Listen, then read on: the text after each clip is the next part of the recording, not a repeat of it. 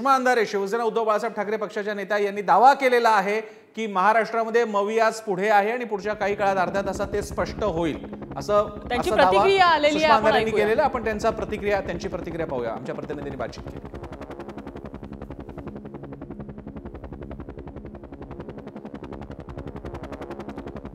सुषमा अंधारेंनी दावा केलेला आहे, आपण बघूया त्यांची प्रतिक्रिया. सध्या चित्र जे आहे ते पळोपळी बदलतं आहे आणि खऱ्या अर्थानं हे बदलणाऱ्या चित्राकडे तुम्ही कसं काय पाहता? कारण आपण नेहमी असं म्हणतोय की आकडे स्थिर राहत नाहीत, इथं तिथं जात आहे. काय सांगायला?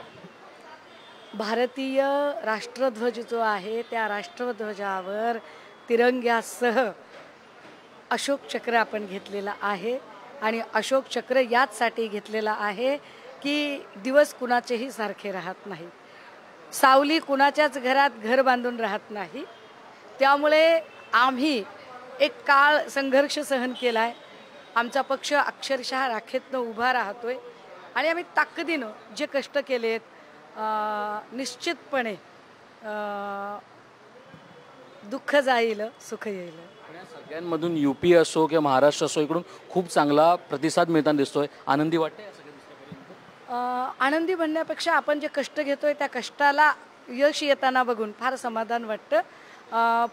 मला वाटतं की याच्यावरती फार ठामपणे भाष्य मी अजून 1-1.5 तासांनी केलं पाहिजे, कारण ह्या अगदी सुरुवातीच्या फेऱ्या आहेत.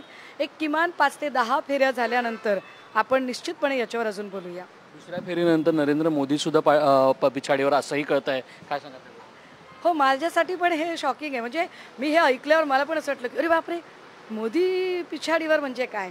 म्हणजे त्यांचा निकाल काही असो, पण एका फेरीत तरी महाविकास आघाडीचा इंडियाचा उमेदवार त्यांना एका फेरीमध्ये पिछाडीवर टाकतो, हेही नसे थोडके. हे लढण्यासाठी बूस्ट मिळणारी गोष्ट आहे. खूप धन्यवाद. तुम्ही पाहू शकता एकूणच जर आपण बघितलं गेलं तर आता प्रत्येक क्षणोक्षणी आकडे बदलत आहेत. दुसऱ्या फेरीच्या नंतर खऱ्या अर्थानं नेहमी आकडे बदलताना दिसतात आणि त्या आकड्यांवर आता सुषमा अंधारे यांनी वक्तव्य केलं की ही खरं तर खूप मोठी पॅट ऑन द बॅक ज्याला आपण म्हणतो तशी गोष्ट झाली आहे. अमृतसोबत श्रेयसन पुढारी, न्यूज मुंबई.